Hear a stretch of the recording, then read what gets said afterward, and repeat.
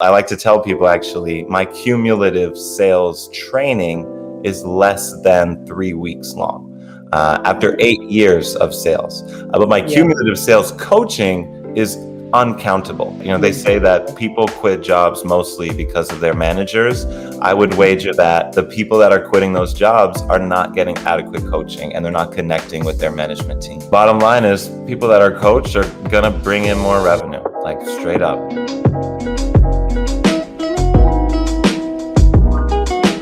Hello and welcome to Sales Gambit. I'm your host, Ashish Santhalia, co-founder and CEO at Convin, an AI-powered conversation intelligence platform for the inside sales teams.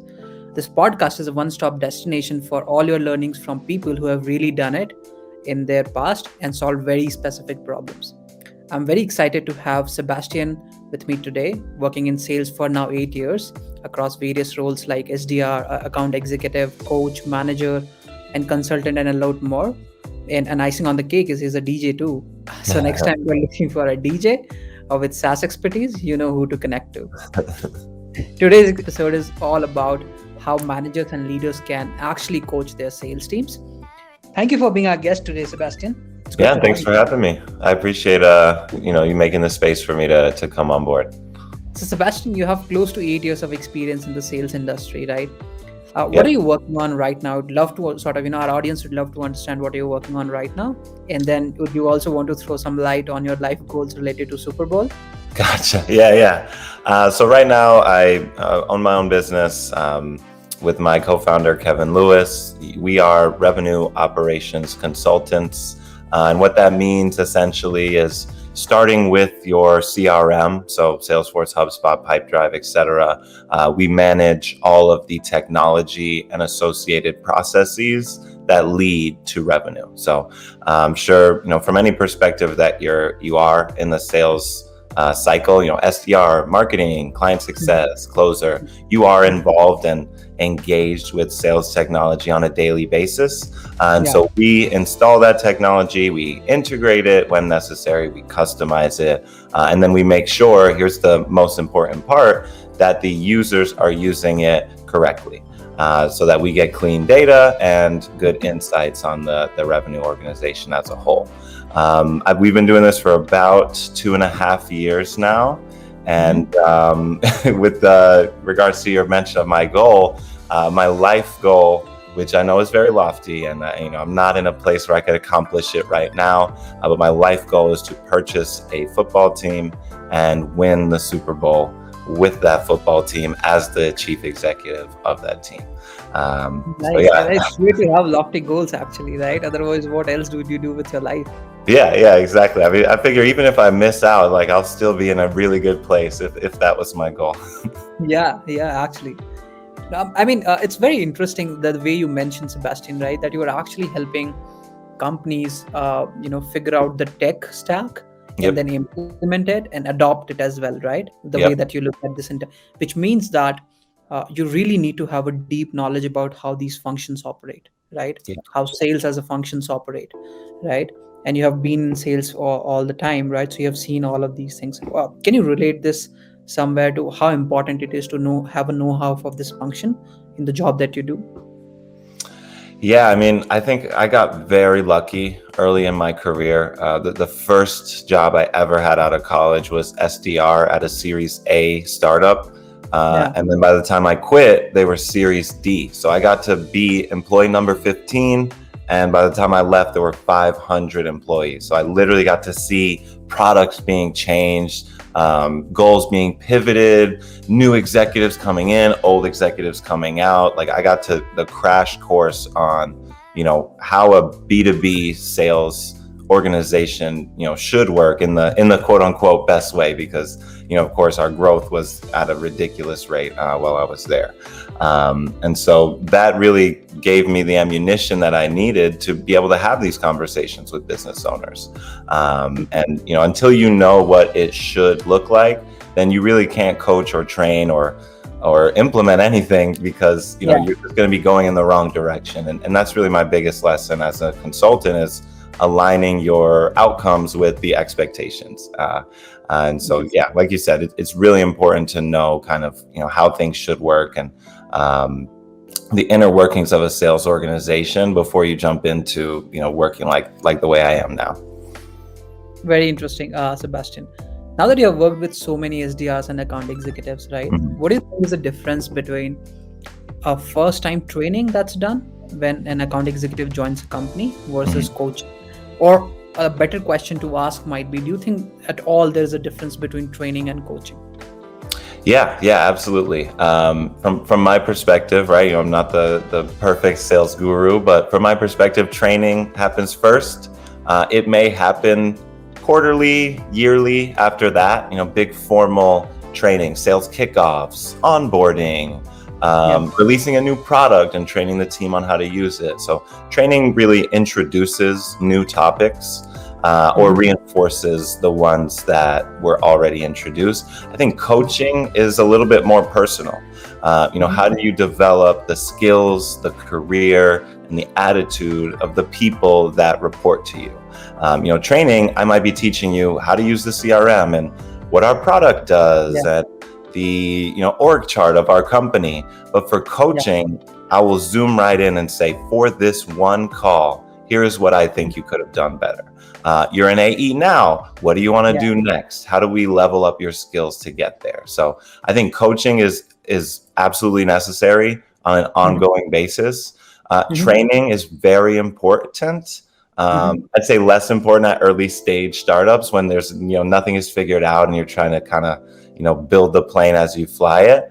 But I would say coaching is a must-have. Training, I've seen sometimes skated over. I like to tell people, actually, my cumulative sales training is less than 3 weeks long after 8 years of sales. But my cumulative sales coaching is uncountable. I have tons of advisors and colleagues and people in my network that have come to me and helped me one-on-one.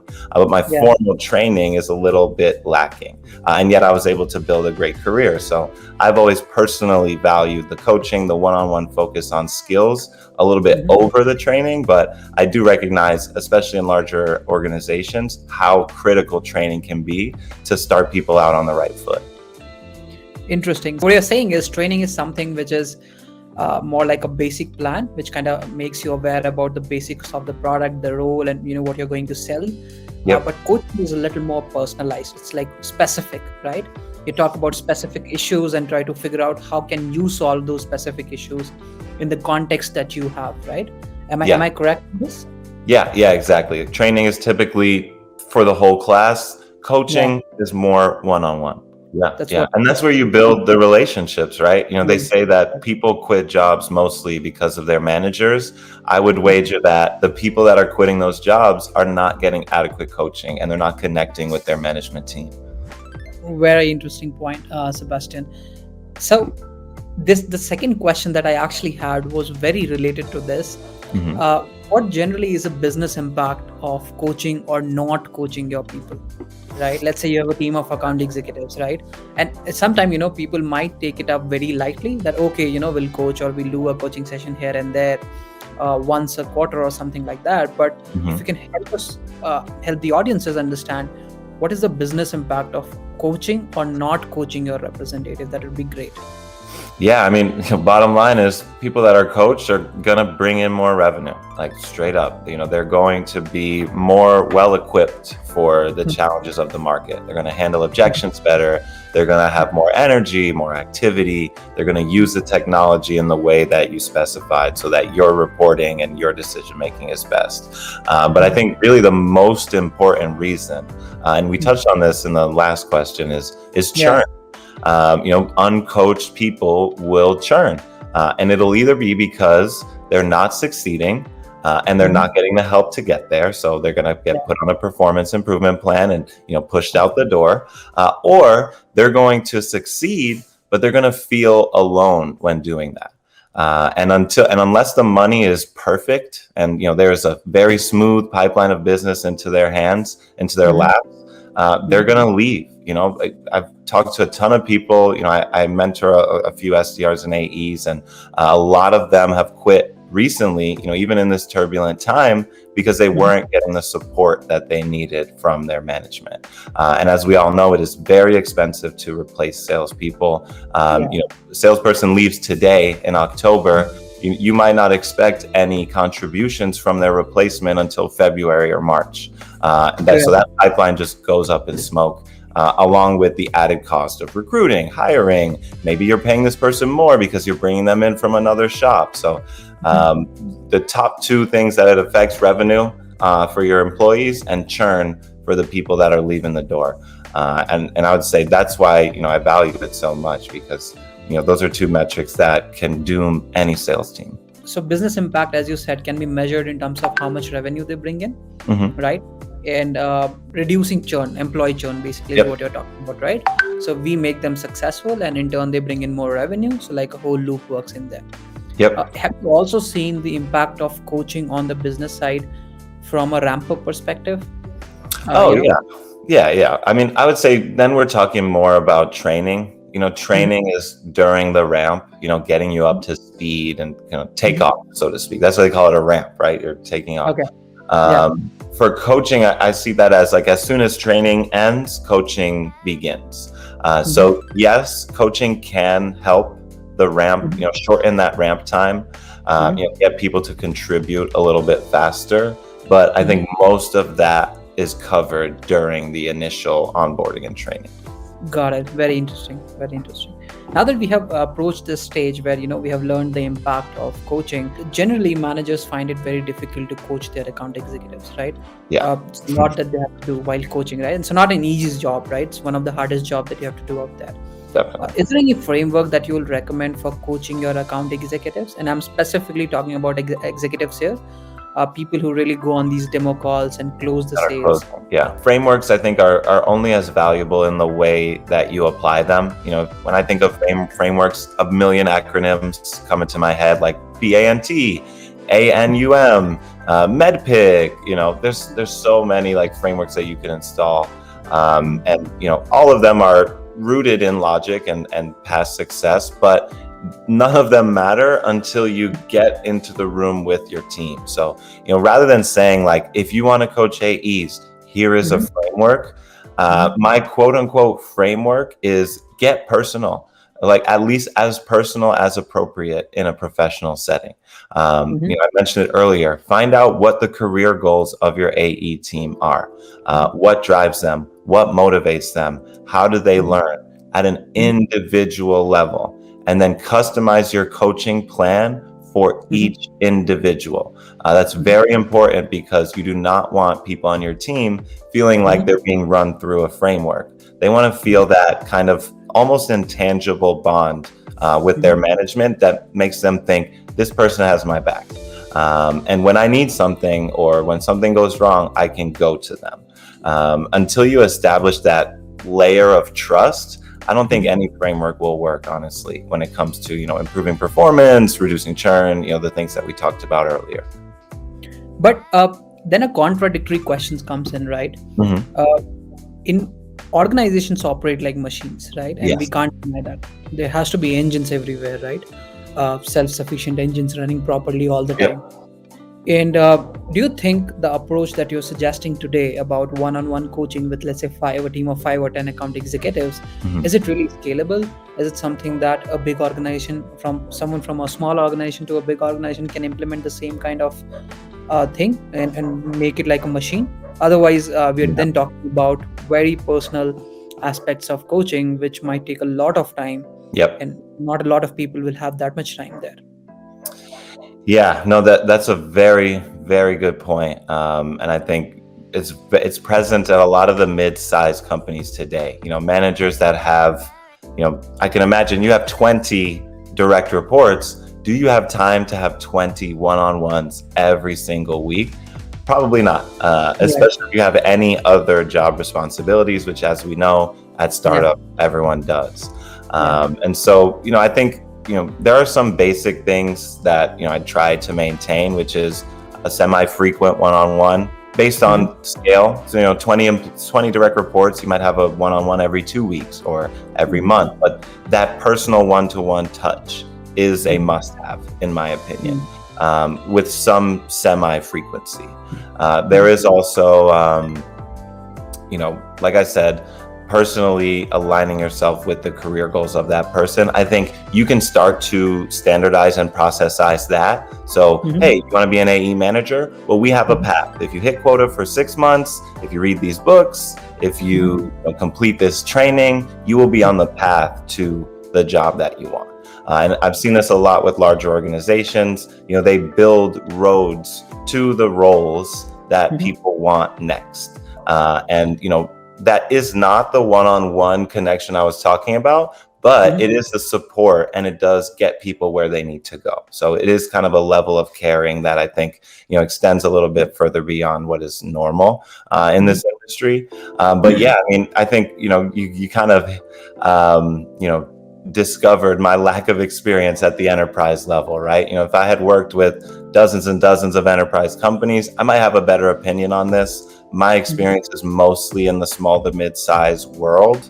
And I'd be interested, if anybody listening here has a huge team and a decent framework that's working. Like, I'm very curious to know kind of how you combine the personal with the process. But yeah, I think this is something that directors and managers at large companies are probably worried about every day. Interesting, very interesting. And do you think that the companies which are mid-level as well, right? I see a lot of mid-level companies establishing their sales enablement teams. Yep. Right? Not true for the SMBs and startup, but mid-level companies now have started, putting up the sales enablement teams together. Yeah. What do you think is the role of sales enablement teams in coaching and such? In your experience, have you seen or worked or learned with someone alongside? Yeah. I see sales enablement almost as the accelerators to process. So they help make sure that you're using the tech correctly, for one. Your reports are where you need them to be. Like, you understand your own performance, and then you have any content, collateral, and resources and support that you need. I wouldn't quite call that coaching based on the definition that I've already set up. Like, it is a level of coaching, yes. You're getting more familiar with the tech, the process, the company, the objections, et cetera, et cetera. But your sales enablement lead is not going to help your AE get promoted in any other way than improving their performance. They're not going to prepare that person and build the skills necessary for that next role. And I think that's where the manager coaching comes in, to really push that person forward. So it's really more about personal professional development from my perspective, at least when it comes to coaching.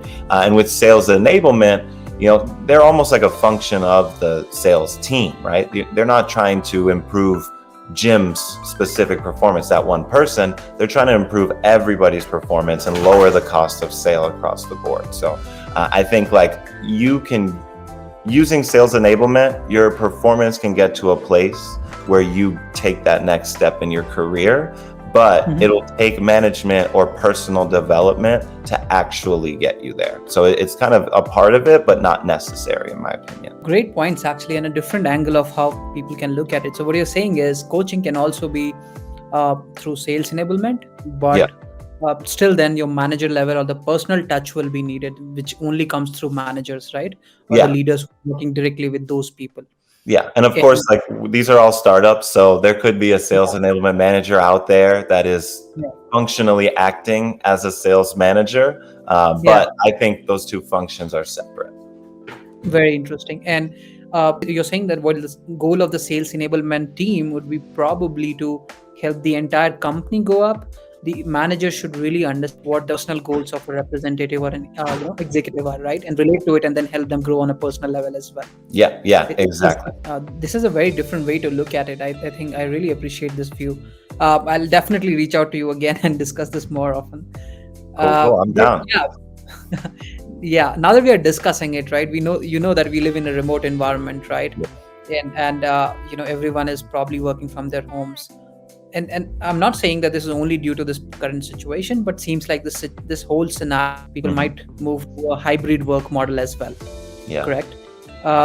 In those scenarios where, let's say, people are working remotely, how do you suggest to approach account executives coaching in that particular scenario? It becomes very difficult when you're not on the same floor, not talking, without formal meetings? How do you suggest managers or leaders can go about it? Yeah, I think that's something that we're all trying to figure out right now. Both at my company, at my clients. Most people are working remote now, especially at companies of small to mid size. I could see enterprise and large businesses getting back to the office faster, but the way that at least for coaching, it is going to be tougher to establish that one-on-one connection because you can't just walk over to their desk. There's going to be less lunch, group lunches, for example. That kind of extra context, that extra social touch is no longer there. And I've seen kind of creative ways to get around this. I don't think any of them are perfect, but maybe all of them together can get us closer to the right answer. But I've seen digital happy hours or branded events like a company called Assembly. They do group dinners where everybody gets a meal kit, they cook it on their own time, and the whole team gets together and like hangs out on a Thursday night.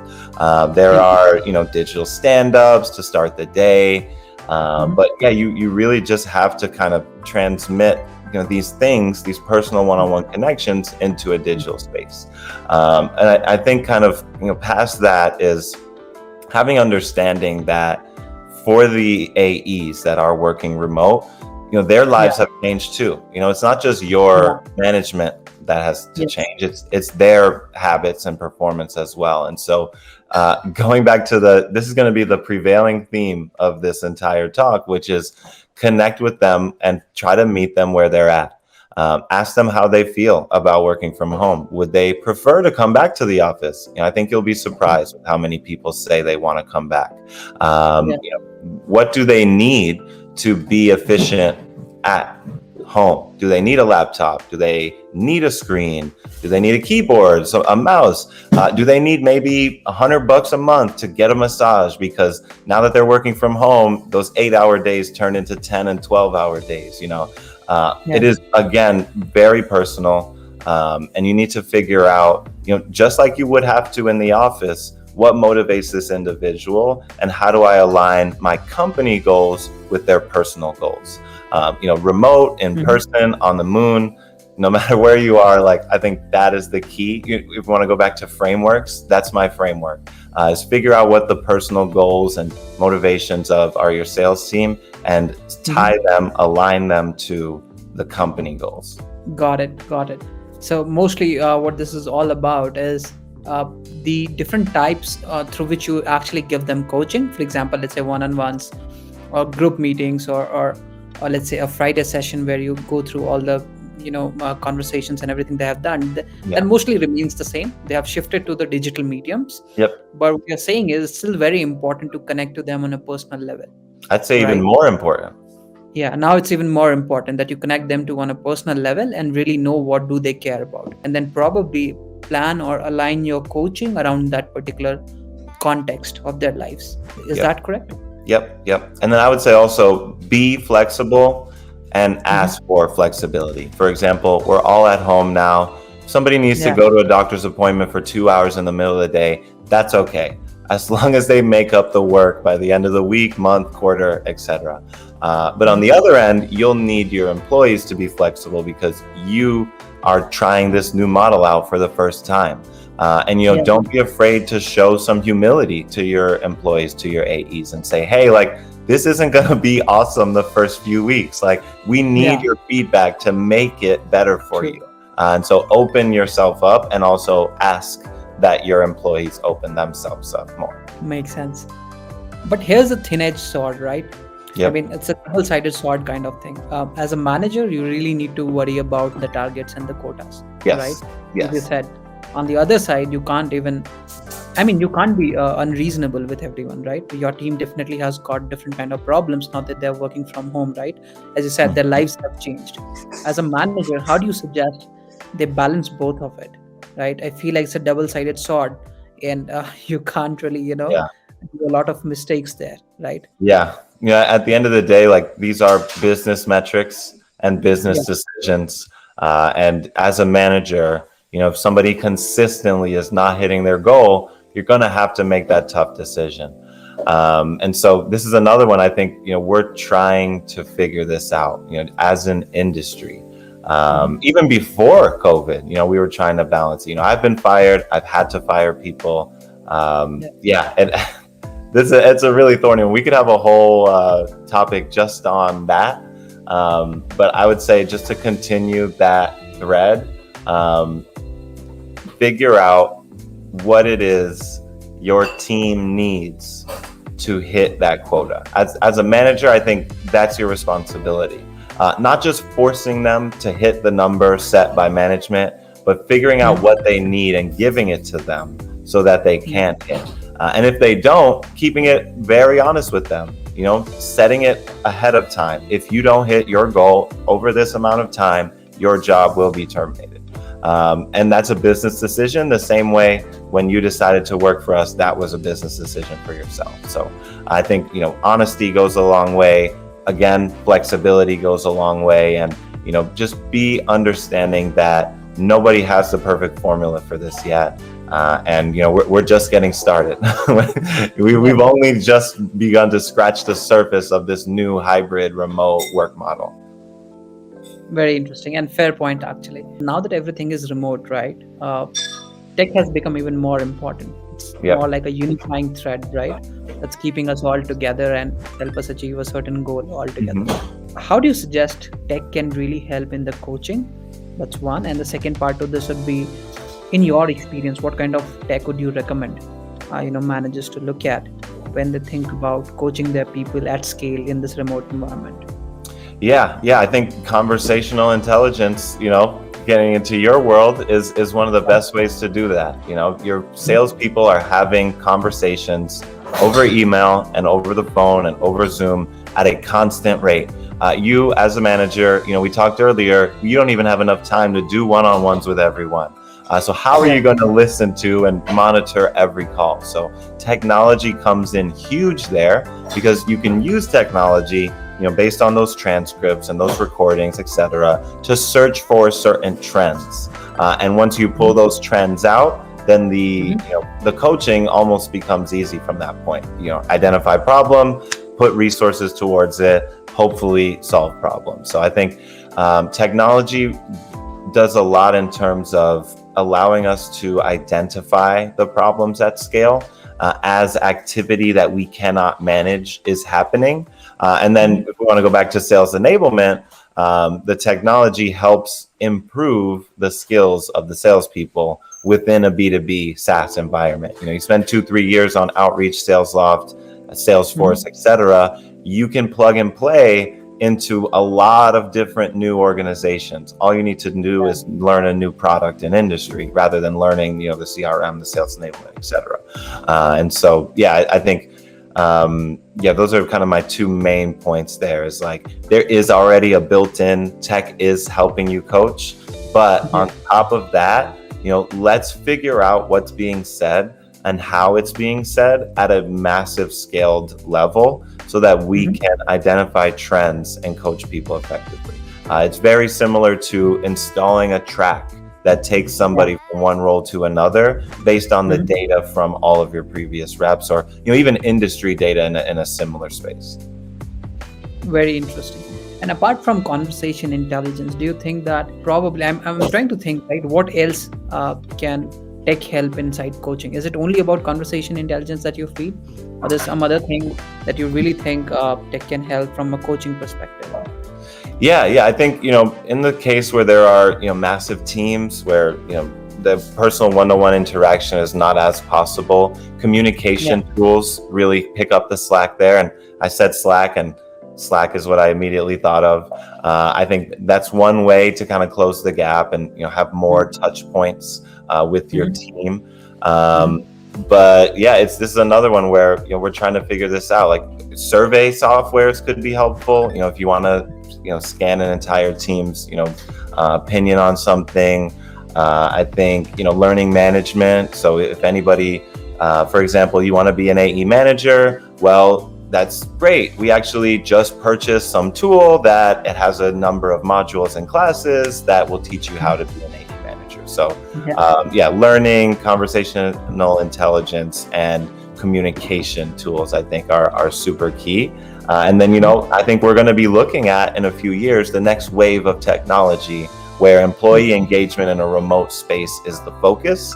And we're going to get to see some exciting brands, take that on. Very interesting. So can I say that overall, you're talking about conversation intelligence to really see what your people are talking about and then helping them do better on those conversations? Yep. Then comes a learning management system or a knowledge base. Yep. That kind of gives them all the support and enablement that they need to do better. Yep. And at the end of the day, probably engaging your people in this remote environment really well through Slack or through some other employee management systems, right? Yep. That kind of gives them connected to you, right? Can I see that these three things are what you're talking about overall? Yeah, definitely. Very interesting, Sebastian. And the last question to really probably we are proceeding towards the end of it, but what are the learning resources that you would recommend? Now, this learning resources for managers and leaders, not the account Not the executives, reps. Okay. on how do they coach these teams, right? Anything that you have come across that you have found really valuable? Yeah, I mean, I might not be the best person to ask this question. My motto is learn by doing. So my best resources to help me coach better have been other coaches. So kind of my cycle of learning and my learning process is, start doing something that I'm not qualified to do, completely freak out, and then seek the professional opinion of somebody who's done it before. And so really that has been the biggest help for me, is people that have managed, coached, built teams, my mentors, my advisors, and not just connecting with them one-on-one, but following their content on LinkedIn, signing up for their blog. So, I get a constant stream of, tips and tricks and case studies, and it's something that's always on my mind. It's something that we ask during our discovery calls with new business. How are you managing your team? So, again, like I think my experience is unique. Like, I've probably spoken to almost 200 sales leaders at SaaS companies. So I have seen different versions of this happen. I could, go into the vault and pull out a bunch of books for you that I think would be helpful, but none of them come to mind immediately, because for me, the real value has been connecting with people who have done it before and asking their advice. That's actually a very interesting point. So let's say if I have any issue, rather than searching for a book and finding out how to scale my account executives to hit quotas, I can actually go and turn out to the leaders who have actually done it, is what you're recommending, right? Yeah. And of course, this is harder than it sounds. You can't just cold call a sales leader and ask for advice, but there are really great communities like Sales Assembly, Rev Genius, Wizards of Ops, RevOps, Co-op. Like, there are so many groups where sales leaders, revenue leaders are coming together to share information and teach each other. All you have to do is get a part of it. Modern Sales Pros comes up. I was just at SaaStr last week. Same thing. I was surrounded by leaders that every time we spoke, I learned something new. And so that's really what it is for me. It's like knowledge is transferred through community in the best way. No, that's very interesting, and that's actually right as well. I'm not sure how many people today read books, but it's actually a good analogy to, good way of actually looking at learning without reading books. Totally agree with that. And personally, I prefer fiction novels anyway. So if I'm reading, I'm, in some fantasy world, reading about dragons or space. That's true. That's all for today, Sebastian. This was such an insightful session. I have learned a lot, and I'm pretty much sure that our audience will learn a lot too. And thank you again for coming on to Sales Gambit by Convin. This is your host, Ashish Santhalia, signing off. See you in the next episode. Thank you, everyone.